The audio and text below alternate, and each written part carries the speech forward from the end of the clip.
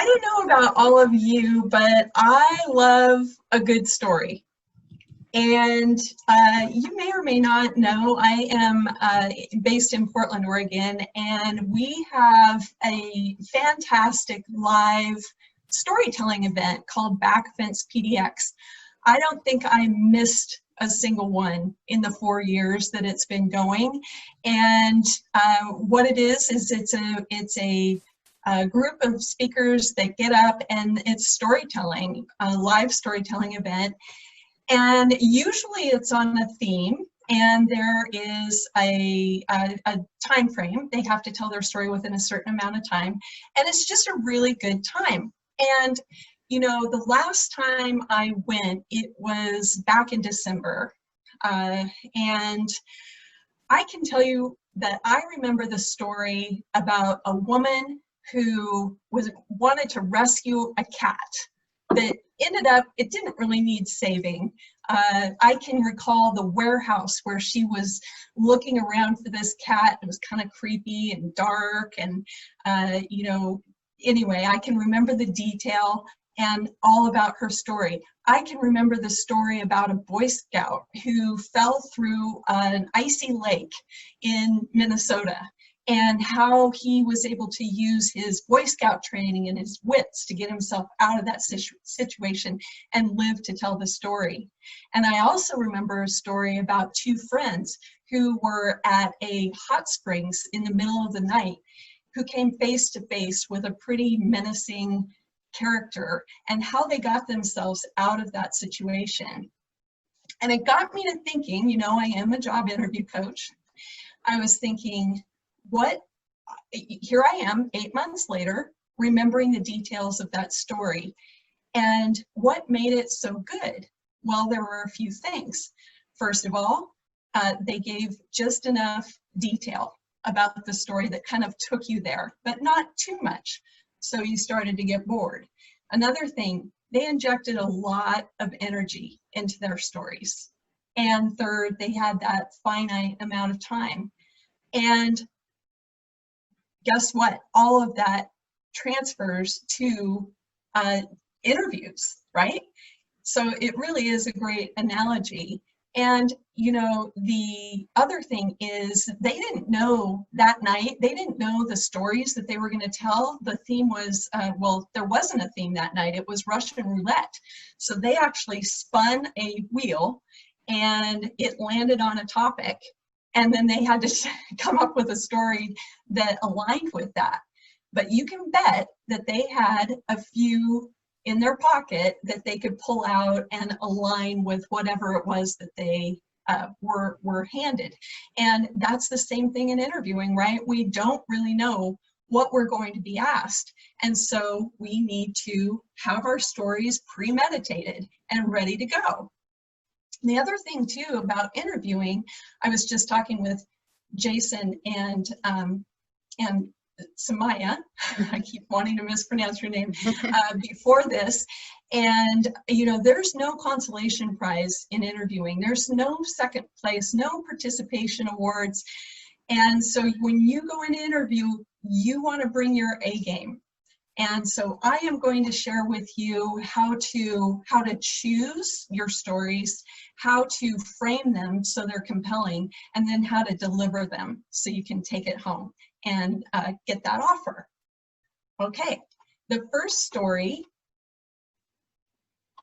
Now I am not sure why my screen is not advancing. Hold on one second.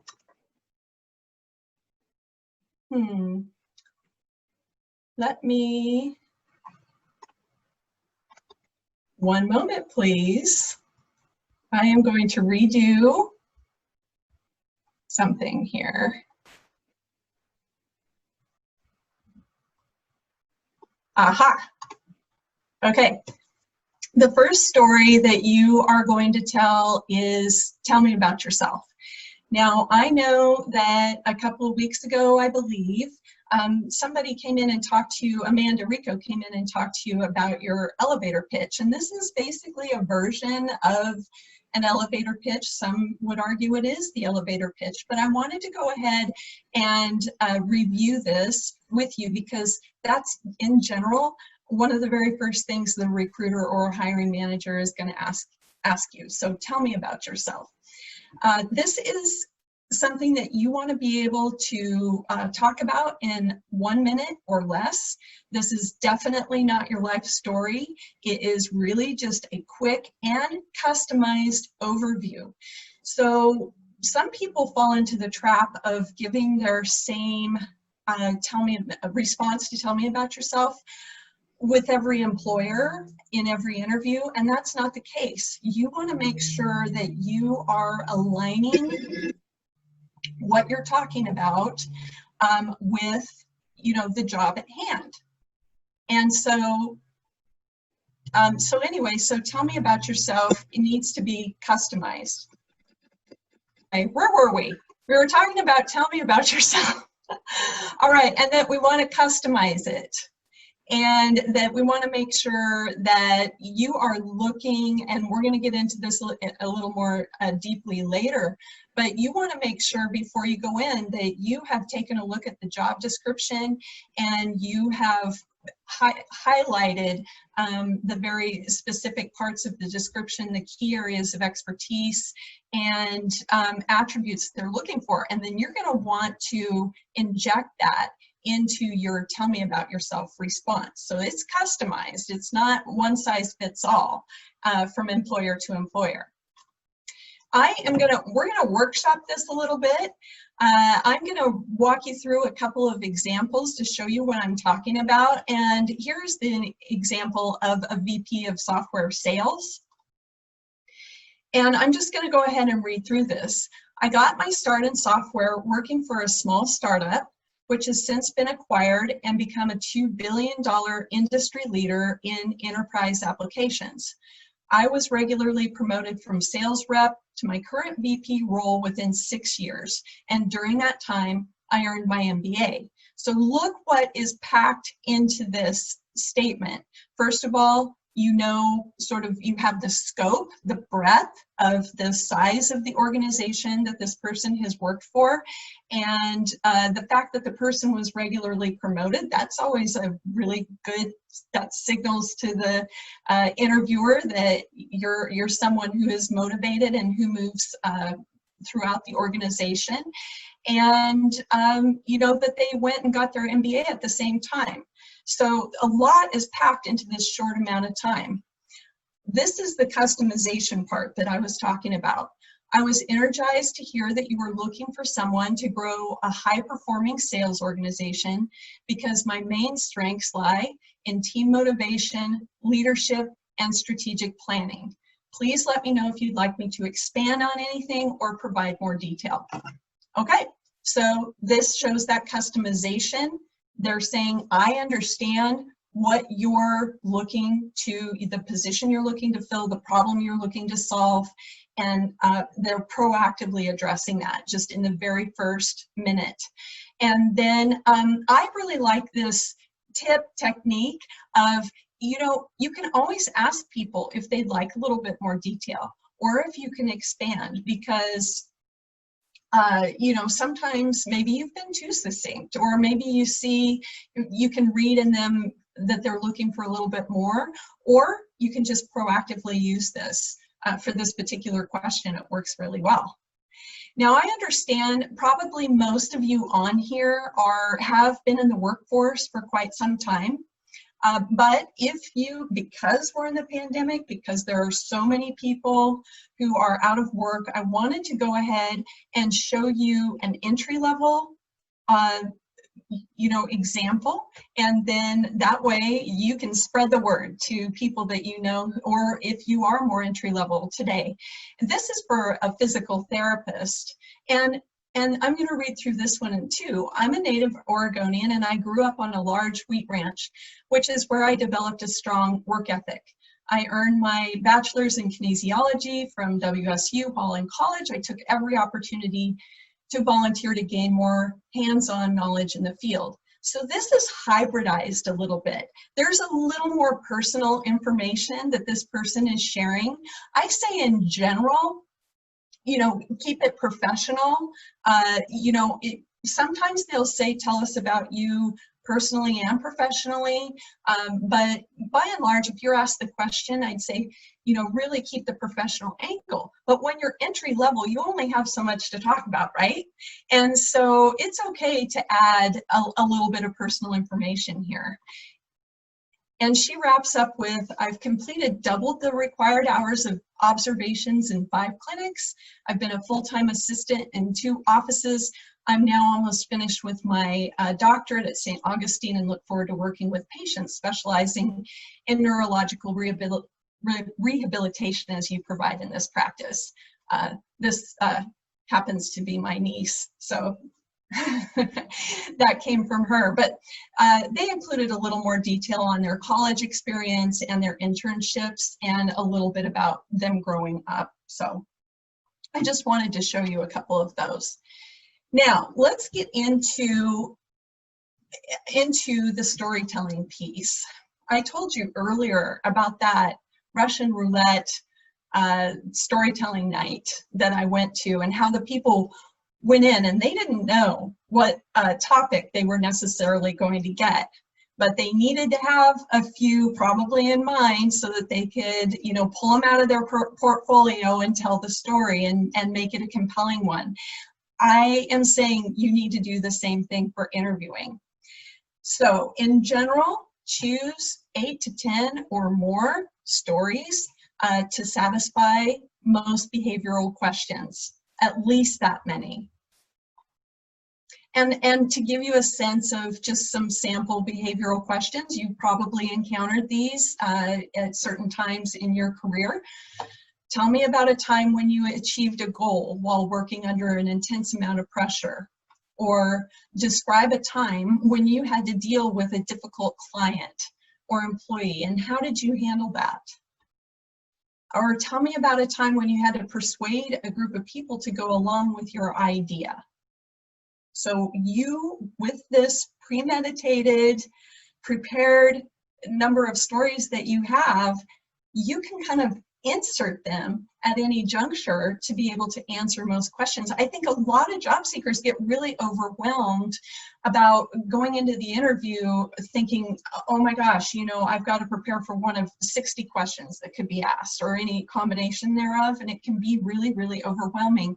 But if you just have, honestly, your 10, 12 stories, and then some responses to some of the more basic questions, you're doing really well. You have a great foundation from which to work. Now, I talked to you earlier about, well, how do you choose your stories that you're going to tell? And so the first step is to really map it out for each job and customize, just as you do your resume. Before you send your resume out, you have to customize it to get through those applicant tracking system filters. Same thing with the interview. So for each job, you need to identify the major categories of expertise. Go through that job description and take a look at what it is they're really asking for and highlighting. And then you go and you identify a few stories, 3 or 4 within each of those categories. And then finally, check every example for relevancy. Because again, some of your marquee, your best accomplishments that you would love to tell, maybe they're in the category, let's just say, of team leadership, but maybe the role you're looking at is more of an individual contributor role. Then talk about your individual, how you contribute as an individual versus team leadership. So the customization piece is big, and I am going to show you how to kind of go through this exercise. I took a corporate communications role, for example. This person needed to be good in employee communications, so I'm going to write down employee communications, and then come up with a few examples.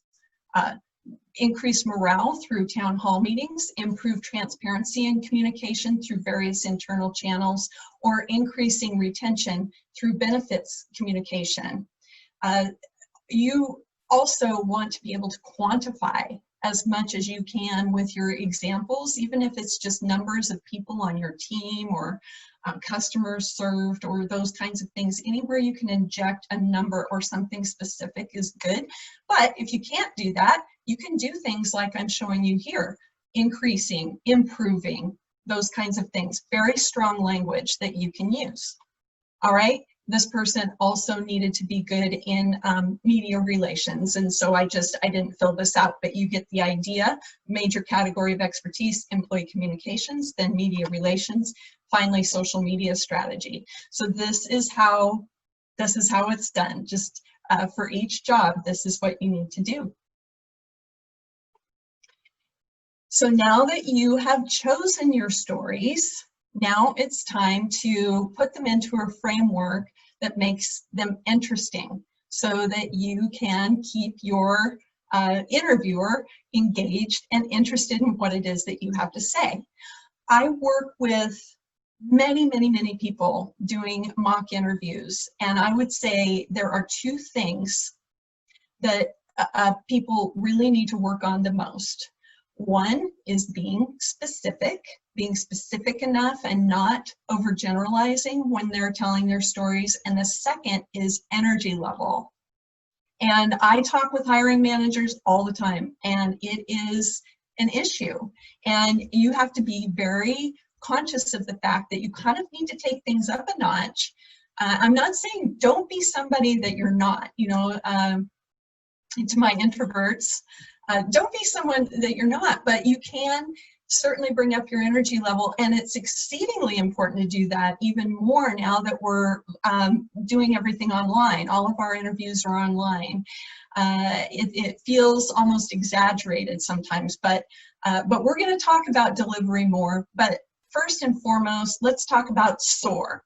You may have heard about this framework before. Jason, maybe you guys have talked about this before or a version thereof. No.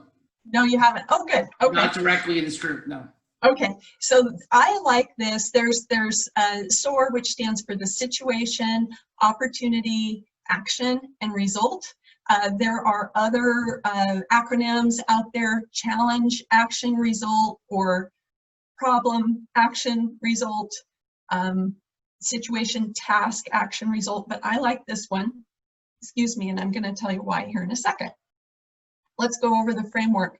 The first thing you want to do is describe the situation or the challenge, which is super easy. This is just setting the stage, really, when you're talking to your interviewer. You know, what was the goal? Who was involved? What was your role? What was the time frame? What was the budget? The time frame and the budget, by the way, those are those little specifics that I was talking about earlier that can make your story really come to life. It's so much more interesting when you say, we had to turn this around in 2 weeks rather than, you know, we had a pretty tight time frame, right? So it makes a big difference just to make those little tweaks. And then the hook is that edge of the seat moment where you describe the opportunity, or conversely, the consequences or the risks or the stakes. And this is the part that if I leave you with maybe the top 3 things today, in addition to the energy and a few other things I'm going to talk about, this is something I really want you to remember, because people forget this part. And it's such an opportunity to get people on the edge of the seat.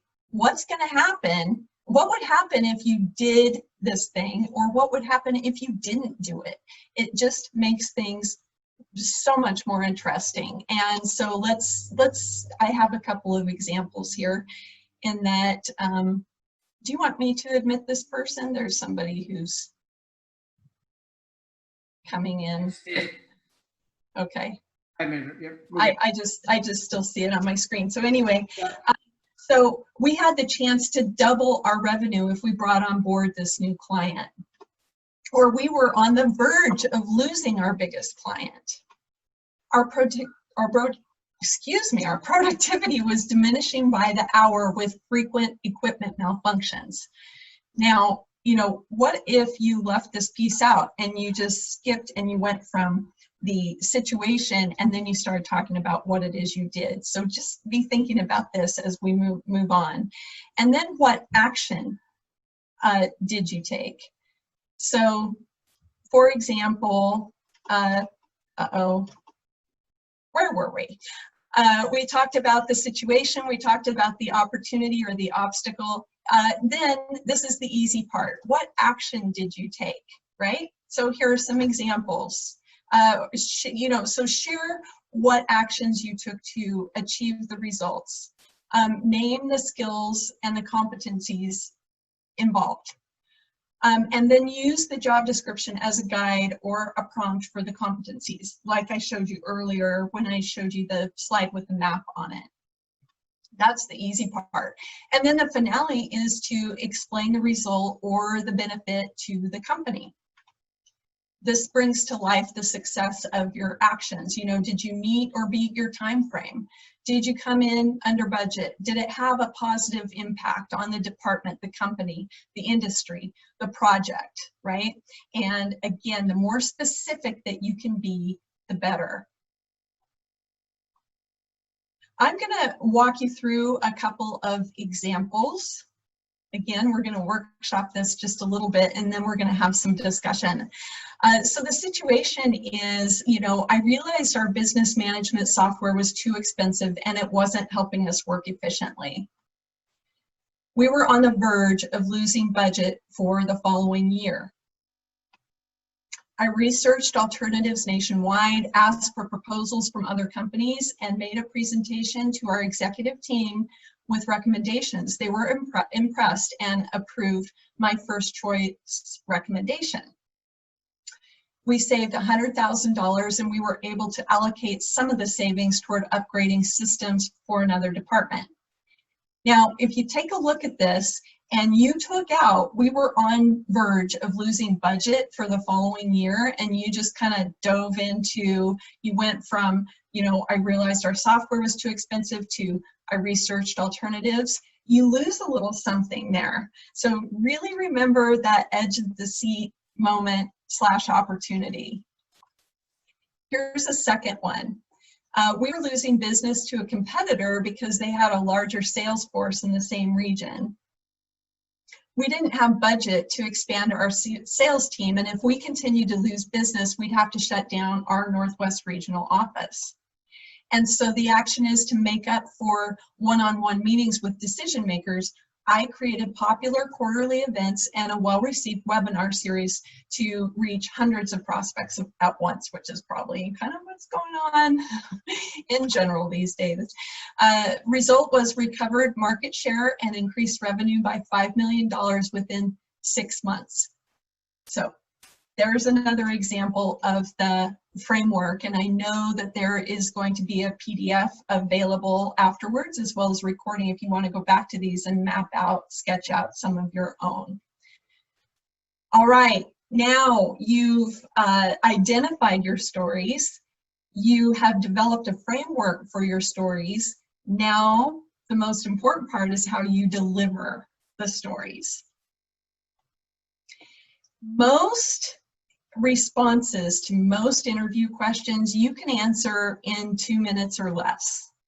And I challenge you to have a friend or a family member ask you a behavioral question and then time yourself answering it. 2 minutes goes by really fast. So that is brevity is your friend when it comes to interviewing, because your goal is to allow your interviewer to get through all of their questions.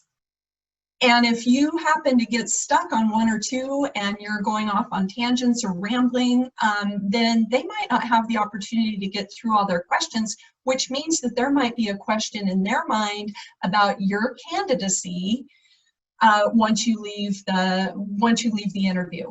So really try to keep your answers tight.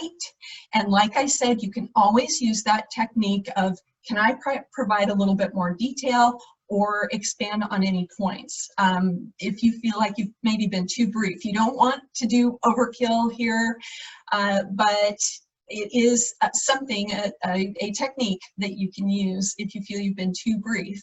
So practice a few times and see how fast 2 minutes goes by, but you kind of want to stick to that. And I think I told you earlier, 1 minute or less for tell me about yourself.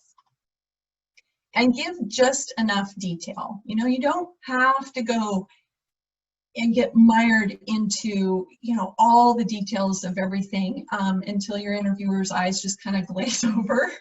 You want to make sure that you're hitting the high points and using, you know, just look at those examples that I gave you a little bit earlier and how quickly I talked through those, yet how powerful and information-packed they were. Add energy and passion. And there are a few ways that you can do this. You can gesture more. You notice that throughout my presentation, I use my hands a lot, and I encourage people who are interviewing to sit, especially on Zoom and stuff. You can sit back just a little bit so you're not so tight in the frame that they can't see your gesturing or your hands moving around. Because that really helps you add some energy. A couple of things you can do if you are, let's say you're giving, you did 3 or 4 things to make something happen. Counting off 1, 2, 3, 4 builds a visual, it's a visual aid, if you will, without having a PowerPoint. That sometimes works and sometimes doesn't, apparently. And then, or you can say something like increase, decrease. I have a guru on nonverbal communication that I follow. Her name is Vanessa Van Edwards, and she has her organization's called The Science of People, and it's all about nonverbal communication and body language. I highly recommend that you check her out. But this whole, you know, counting off, using your hands, talking about things coming together, you know, it's big and it's an easy way to add energy.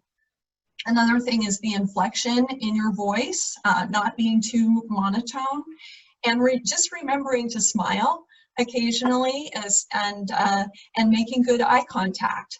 By now, I think we're probably all really schooled in how to distance interview or distance communicate better in terms of, you know, keeping that eye contact, keeping your eye trained on the laptop lens or your webcam lens versus looking at the screen. It's more direct if you're looking at the laptop lens, and sometimes I suggest to my clients just put a note, a post-it note or something that says look here, and really try to train your eye so that it looks like you're making more direct eye contact. You can go back and forth maybe from the lens to the person's face a little bit, but by and large you're going to try to train your eye that way, and remembering to smile, especially, you know, starting out strong when you come onto the screen. Good morning, everybody. It's really nice to be here, and mean it. That really helps you build that rapport in that first minute or so.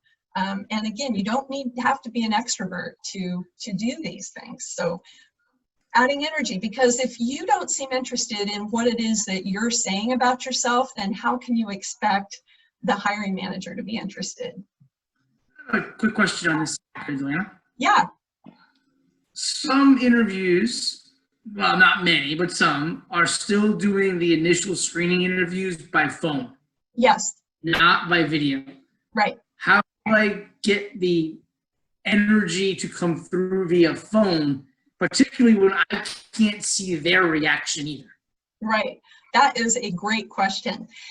There are a couple of strategies that you can use when you are on the phone doing a phone screen. And one is to stand as you are having your conversation with the person.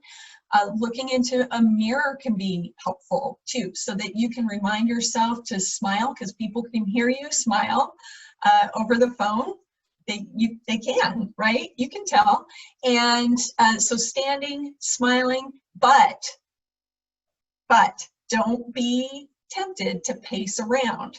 or to multitask, because you can hear people start breathing too heavily, or you know, emptying the dishwasher or something like that. Please don't do any of that. But that's an easy way to do it. And what's so great about phone screens is that you can, you know, lay out your information out on the table, and, you know, take notes or have notes at the ready, and you don't have to be worrying about all these other components. Got another question just popped up from our colleague Dina. She asked, how can she kind of get rid of the nervousness for a first timer with a new interview, or at the very least be able to not show that nervousness during the interview? So I think all of us are still nervous when we have an interview. I know I was up until my last one last week. So yes, I think that I added. So that's an excellent question. I'm sorry, what did you say, Dina? Dina, right? yeah. Dina, that's a great question, because, you know, who's not nervous? You know, before they go into an interview, few people, and this could be a whole other presentation. But there are some techniques, and I believe that I included them in my resources in a slide, so for information to look at later. But some easy techniques that you can use, honestly. Well, first is being prepared, right? That, in knowing that you've done all you can do without boiling the ocean, so to speak. You know, knowing that you can do all you can do to be prepared, to know the company, to know the people that you're interviewing. I don't know if you're familiar with Amy Cuddy's very popular TED Talk on power pose. I don't know how many of you are familiar with power posing, but it's where you can stand up and you stand with your arms, you know, in an upward V, and you hold that position for a while. Now, this is obviously before you go into the interview. And studies show that, let's say your interview is at noon and you do this power posing exercise at 9, it still works in terms of just feeling like you're empowering yourself, or the superhero pose where you put your hands on your hips and you're standing straight and you're sort of looking out the window and just taking some deep breaths. So power posing can help. The preparedness can help. I have clients who choose an anthem, you know, who listen to like classic 80s rock.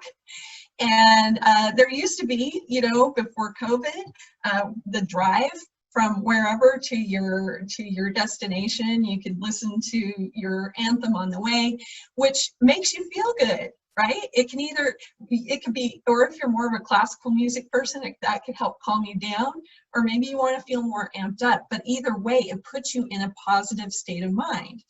Another thing is really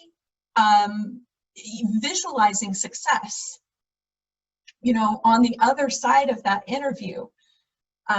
You know, knowing, okay, well, at this time I know I'm going to be done. You can picture just feeling calm and happy, and that you did well, and also having a mantra really about, you know, I've prepared, I've improved my interview skills.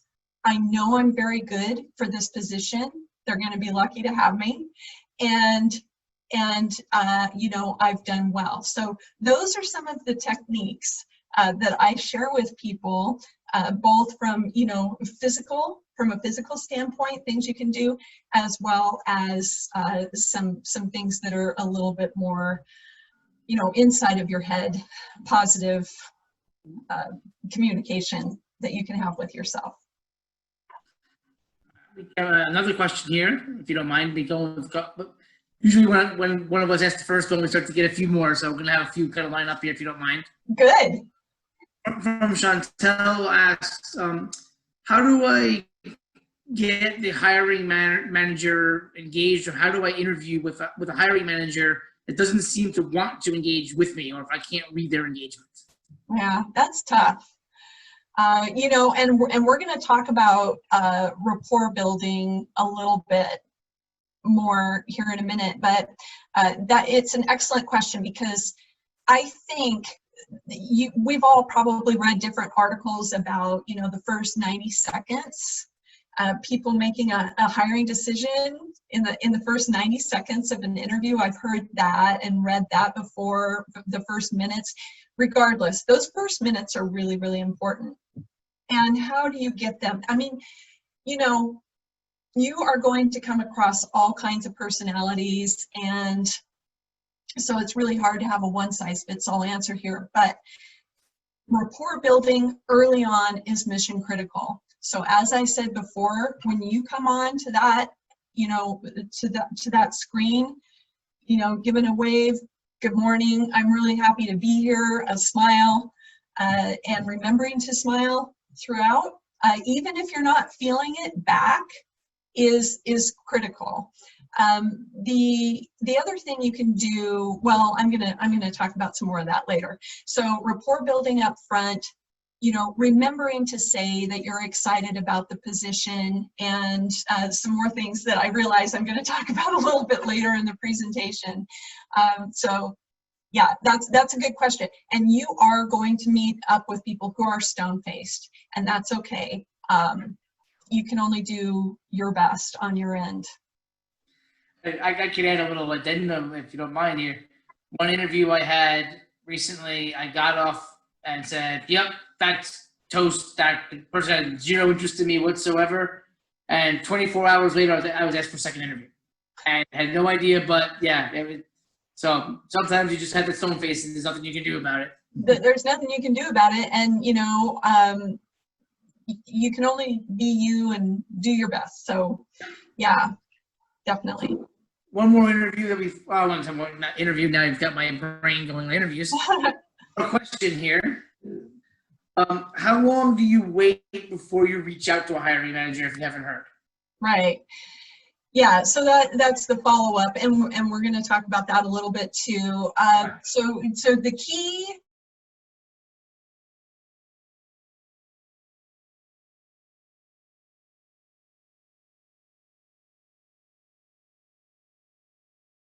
why should we hire you, and you know, those kinds of things, and you sense things are leaving and they're saying thanks a lot.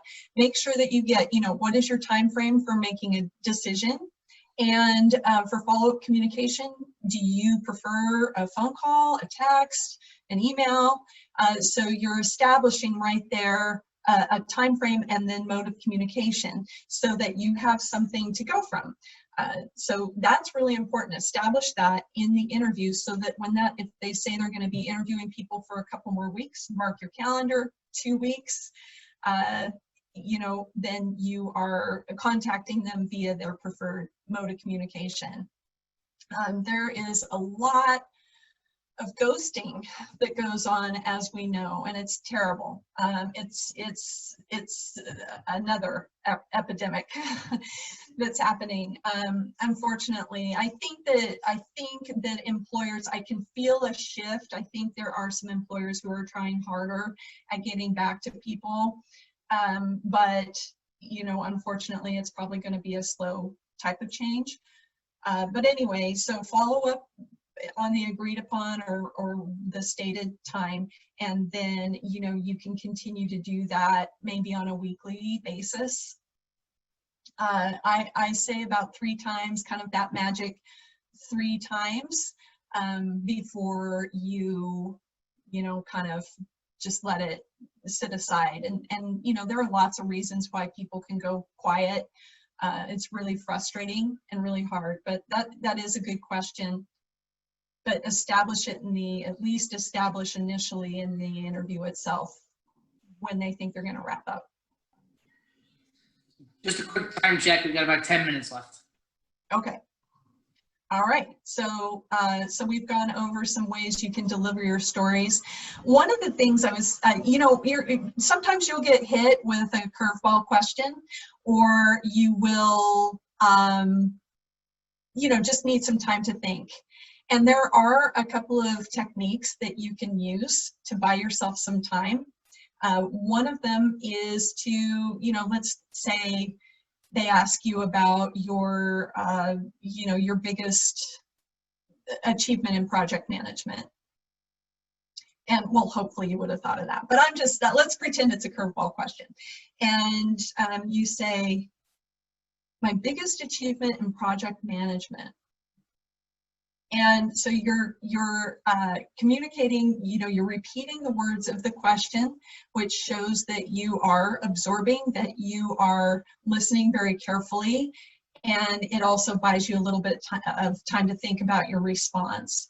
Another thing you can do, you can just simply say, let me think about that one. That's a good question. Let me think about that one. And sometimes, you can even take a drink of water or something like that to help. Body language. This is really key. Now, this person, you can see, doesn't look too happy to be there necessarily, or a little bit laissez-faire. And I do think that candidates can overcompensate for their nerves by kind of, playing it a little bit too cool, right? And that's, I think, what this person is doing. But one thing that you can do, even on screen, is to sit straight or maybe slightly forward, while not getting too close, right? Not having the frame be too tight around you. So sitting straight or slightly forward is good whether you're in person or on screen. We talked about smiling and doing it throughout, remembering, and that's another Post-it note. You can just cover your laptop with Post-it notes, right? Look here, smile, voice inflection, gesture, all these things. You can have all kinds of prompts behind you, right? We talked about gesturing, making eye contact. Don't cross your arms, no negative body language, same, online as in person. And keeping your feet and legs still. If any of you have swivel chairs in your offices, resist the temptation to kind of do this back and forth thing, or moving around, being too jittery, because it's distracting. It's distracting from the content of your responses. So just be mindful of that, and I don't know, throw another Post-it note up, sit still, but not too still, because you want to be energetic. Isopraxism is really, it means mirroring, and it's easier to do in person than online, but you can do it. If you happen to notice that your interviewer is maybe shifted to the side a little bit like this, or maybe like this, or they've leaned in, you can lean in, you can shift over, you can shift this way, you can sit back a little. Mirror your interviewer. It helps, it subconsciously helps with that rapport building, and it again shows that you are paying attention to them and their movements, and it is, again, another technique that you can use to just engage with them and win them over. And remember, this is old school, to express your interest and ask for the job. I think a lot of job candidates think, I've gone through the application process, I'm sitting here in the interview, of course I am interested in the job, but what is a differentiator between someone who says it and someone who doesn't? It can be, a real plus for the person who says it, because you don't want the interviewer to leave with any question that you're interested in that position. And so it's as simple as, thank you so much. I've really enjoyed your conversation today, and I would love to be the next project manager at, and then you just fill in the name of the company. So that is a nice little bow that you put on this package of all of the things that you've done to excel in the interview. And so as I said before, there's no second chance. You have, I think it was Eminem who said, you have one chance, one opportunity. That's how it is in interviewing. And so hopefully all of these things, you can put them together and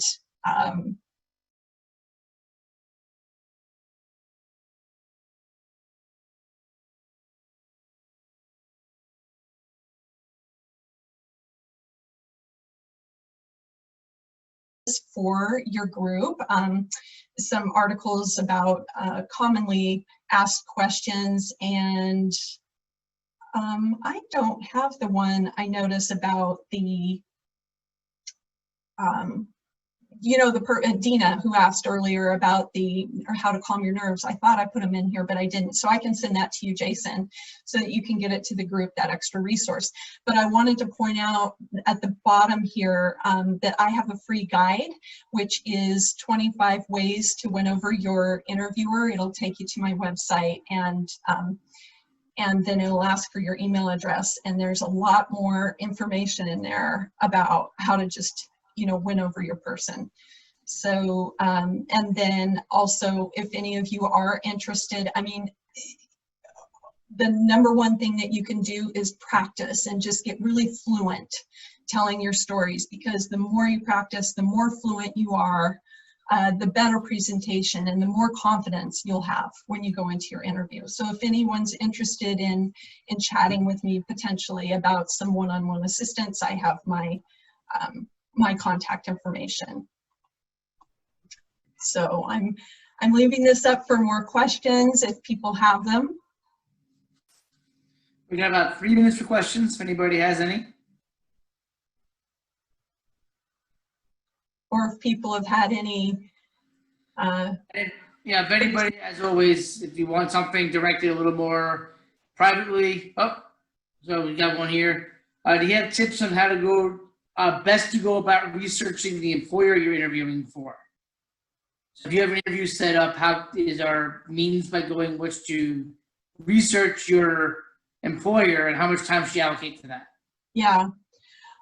Well, you should allocate a lot of time to research the employer, because you will want to have that research show when you're talking about how you're going to solve their problem. And honestly, going to their website and going to their press, going to their, going to Google and going to their media and reading press releases, things that have happened in the company pretty recently, so that you can speak intelligently. There are other vehicles like D&B Hoovers, that you can look to for company information. I think those come with some pretty healthy subscription rates. However, so so I would just say it's pretty basic in terms of just going online and making sure you hit their website as well as what you can find online. Additionally, we didn't talk about attire too much, but going on their social media is a good idea to figure out what you're going to wear in the interview. Don't go too casual just because it's online, and but you don't want to be too formal either, depending on the company and the job.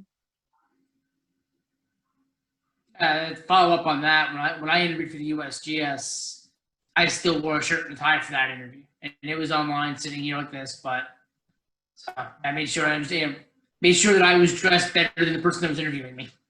Yep. Yeah, well, especially for government, Yeah. Yeah. Another question popped up here.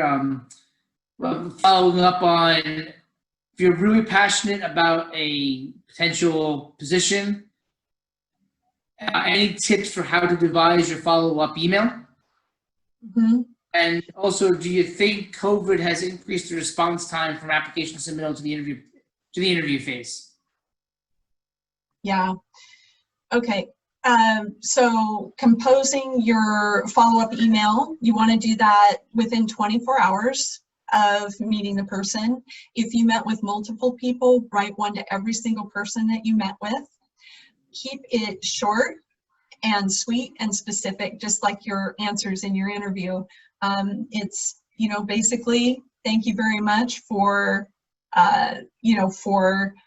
the interview today. I really appreciate the opportunity. The second part, make it specific about something that you talked about with the person that resonated. Some people also use this as an opportunity to add another selling point. Maybe you forgot when you got off the call, oh my gosh, I can't believe I forgot to tell them this.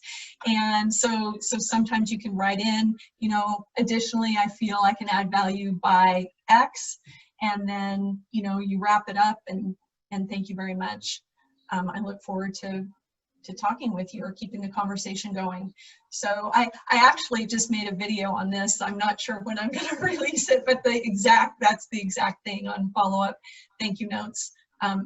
Absolutely do it, and do it quickly, and make it, you know, just a few paragraphs.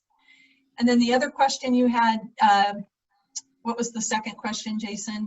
Do you think COVID has resulted in an increase in response time from time of application submittal to time of first interview? Yeah, you know, honestly, I can't say for sure whether that's the case. I think that companies drag their feet, whether it's pre-COVID or currently COVID. I think that is, I keep wanting to use the word epidemic today. Wonder why. I do. I think it is. I'm not sure that COVID has slowed people down. In fact, I think in some cases it's helped people be more accessible and easier to coordinate because people aren't leaving as much. But in the summertime, if you guys are experiencing that in the summertime, summer is notoriously bad for it's a notorious slowdown in terms of the hiring process and setting up interviews and such, because people are going on vacation. And I think even with people being at home, they're still having staycations, right? Or they're taking some time off. People are understanding I can't just be on all the time. So I don't have a great response for that, other than I don't think it's markedly different. We are past our time. You mind if I squeeze one more in here? Oh, I'm happy. I'm more than happy to sit for, you know, a few more minutes. I'm totally just for anybody that has to go, I just want to comment here. There was a question that was addressed to me about sharing my USGS experience. I'm going to offer to the group that I will put together a maybe a separate 30-minute bonus session for our speaker series here, and I will walk everybody through my government interview experience. I'll talk with Samaya about that and get back to everybody, but let's look for that in the next week or two. Because I did have multiple interviews with government agencies, so maybe I can help people that are applying to those jobs and how I kind of made my way through those, if anybody's interested. Question here we have from Chantel. If we haven't been contacted at all but have submitted an application online, how would you go about doing a follow-up? Mm-hmm. Right. So I always encourage people, if you have applied online, simultaneously with that, look for a side door or a backdoor entry point with the company by going through LinkedIn and searching your LinkedIn contacts and seeing who you know, who might know somebody at that company or be in that company directly. So I highly encourage everybody not to just simply go through the online process and, you know, hope for the best, but you're also actively seeking connections with the company, either, you know, via LinkedIn or your own, you know, warm network of people.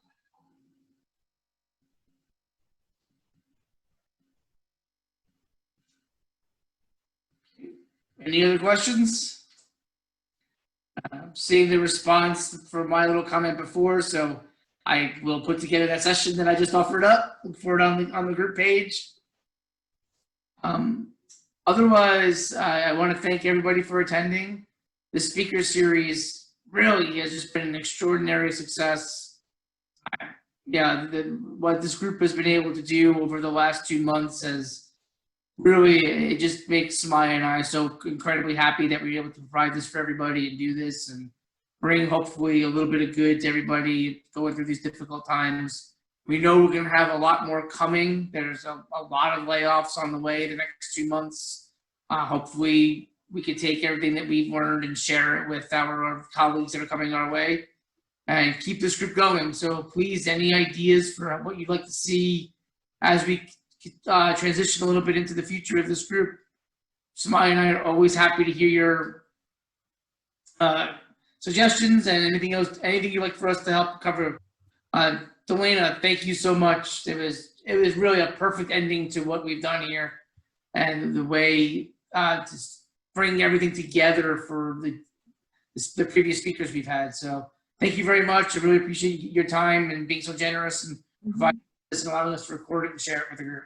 Yeah, and thank you for having me very much. Thanks everybody for your patience with what was going on with the presentation. Always the thing that you hope doesn't happen, happened. And guess what? Still here. So, so thanks for your patience on that. And please connect with me on LinkedIn. I am always sharing things. I forgot to mention that.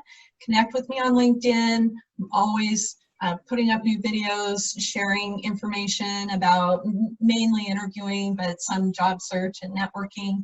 And so I would love to connect with anyone who is here today. And so thank you very much. Okay. Yeah, thank you, Dalena.